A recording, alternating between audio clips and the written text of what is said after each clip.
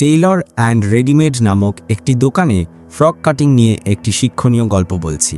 অনিমেষ নামে একজন দর্জি টেইলর অ্যান্ড রেডিমেড নামক একটি টেইলারিং দোকানের মালিক। তার দোকানে বিভিন্ন ধরনের পোশাক তৈরি করা হয়, তবে ফ্রক কাটিংয়ের ওপর তাদের বিশেষ দক্ষতা রয়েছে।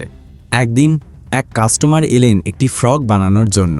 কাস্টমারটি তার ফ্রকের ডিজাইন এবং মাপ সম্পর্কে অনিমেষকে বুঝিয়ে বললেন।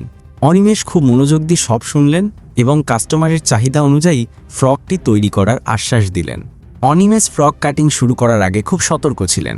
তিনি প্রথমে কাপড়ের ওপর সঠিক মাপ নিয়ে দাগ দিলেন, তারপর ধীরে ধীরে কাপড় কাটতে শুরু করলেন। কাটিং করার সময় তিনি খুব মনোযোগ রাখলেন যাতে কোনো ভুল না হয়। তার কাটিং নিখুঁত ছিল এবং ফ্রকটি দেখতেও খুব সুন্দর হয়েছিল। কাস্টমার ফ্রকটি দেখে খুবই খুশি হলেন এবং অনিমেষকে ধন্যবাদ জানালেন। এই গল্প থেকে আমরা শিখতে পারি যে কোনো কাজ শুরু করার আগে মনোযোগ দেওয়া উচিত। এছাড়া সঠিক পরিকল্পনা ও যত্নের সাথে কাজ করলে সফলতা অবশ্যই আসে। ভিডিওটি কেমন লাগলো জানান। ভালো লাগলে ভিডিওটিতে একটি লাইক দিয়ে চ্যানেলটিকে সাবস্ক্রাইব করে রাখুন।